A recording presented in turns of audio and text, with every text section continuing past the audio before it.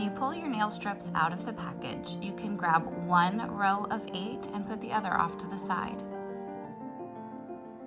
I have selected a nail art design, and with this particular package, each of the nail strips are not exactly the same. The print and the design within the set is different or varied between each strip.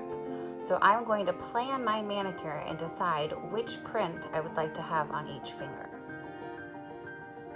As I separate each strip, I'm also checking to see which nail strip will fit my nail bed the best, because I want to make sure that I pick just the right size. I don't want it to be too big, and I definitely don't want it to be too small. After only a few applications, you will begin to know what strips work best on your fingernails. I usually use the largest strip on my big toe for my pedicure and the second largest strip for my thumb on my manicures. For this particular manicure, I'm going with the larger strip for my thumbnail. I always start with my pinky fingers and work my way towards my thumbs. I'm going to start with the pinky finger application first. To begin, I will remove the clear plastic layer and separate the nail polish strip from the white paper backing. Here I'm going to use a tip called the anchor method. When I remove the nail polish strip from the white paper backing, I'm going to put it back on halfway. That way I can touch the bottom of the white paper backing instead of having to touch the back of the nail polish strip that's sticky. I place the nail polish strip on my nail bed, making sure not to put it on my cuticle. I push it down from side to side, and I tuck the end of the nail polish strip underneath my fingernail and use my thumb to separate the nail polish strip and gently tear it away. Now I'll use the remaining part of that nail polish strip and apply it to the opposite hand pinky finger. I'm getting 2 nails out of 1 strip. Since I didn't like my original placement of the nail strip on my nail bed, I gently pull it away from my nail and then I try it again. That's a big perk of Color Street. You don't have to be perfect on the first try. After pushing down from side to side to make sure the strip has adhered to my finger, I will then tuck the excess underneath my fingernail and use my thumb to separate once again.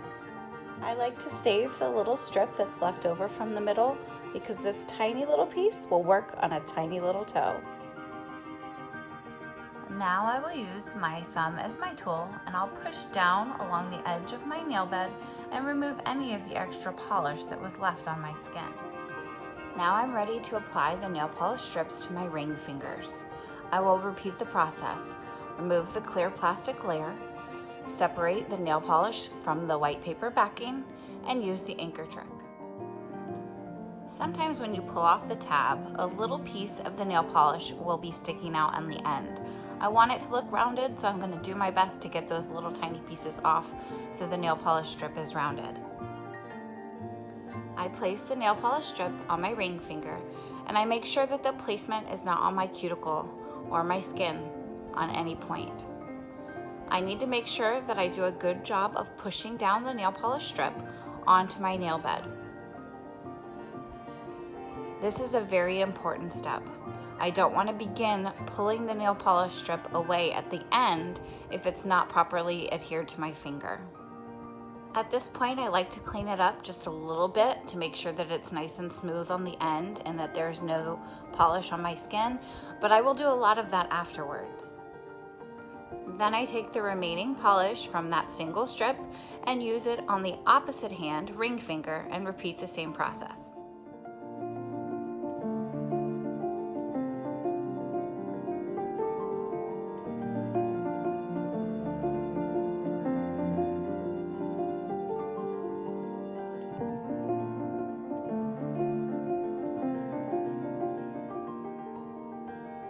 And remember, this step of saving the tiny little piece in between the 2 strips is completely optional, but I like to do it to save it for my pedicure.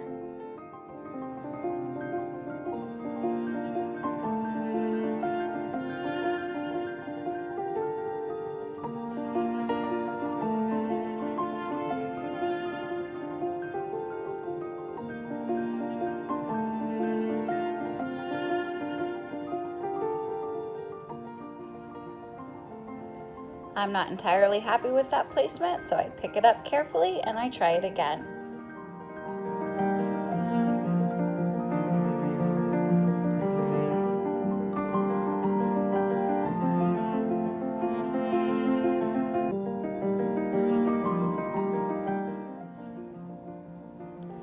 And I'm still not happy with that placement. I guess the third time was the charm. Since I pushed it down a little more on the second try, I'll have to be really careful when I pull it up gently this time.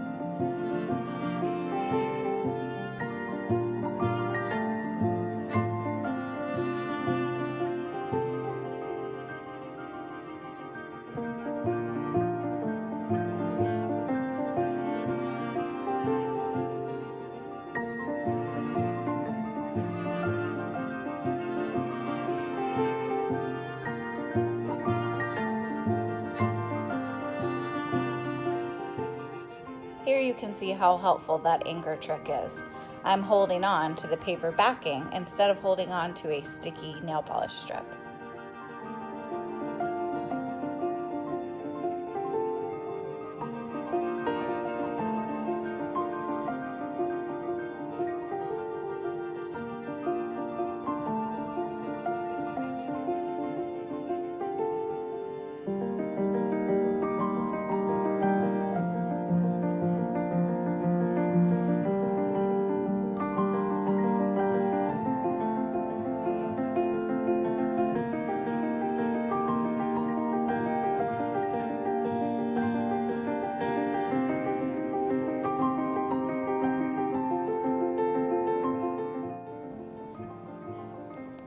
You can see here how easy it is to smooth out any wrinkles that may be present.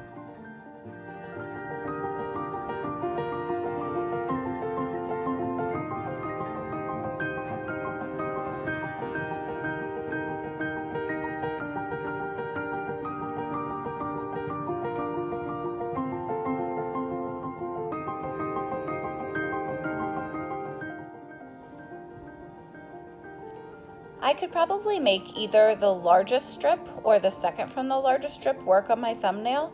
So now I'm looking at it from a design standpoint, and I'm thinking that the gold would look the best instead of another printed nail strip.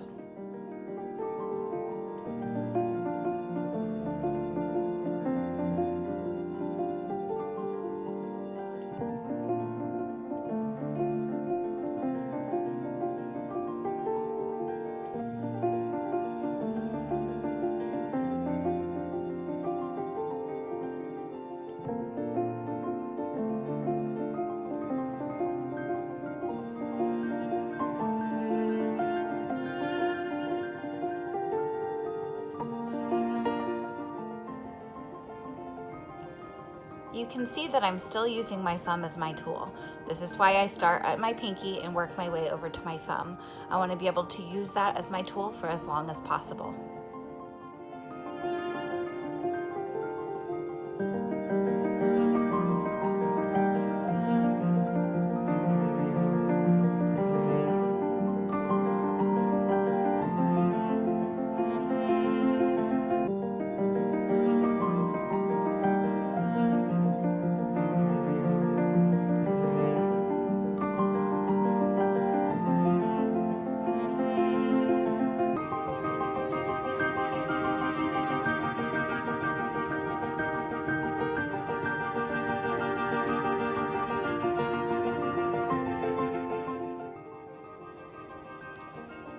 Now I'll go back to the other row of 8 and remove the largest strip for my opposite hand thumb.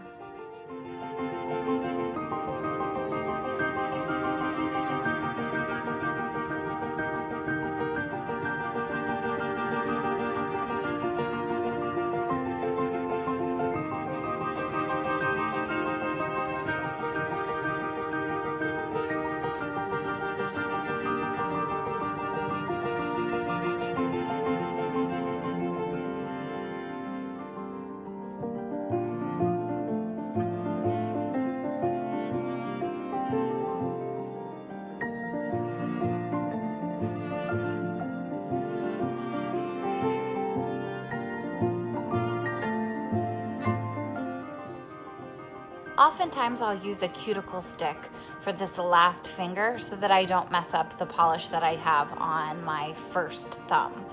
But for the purpose of illustrating that you can put these sets on with everything that comes in the package, I decided not to do that for this video.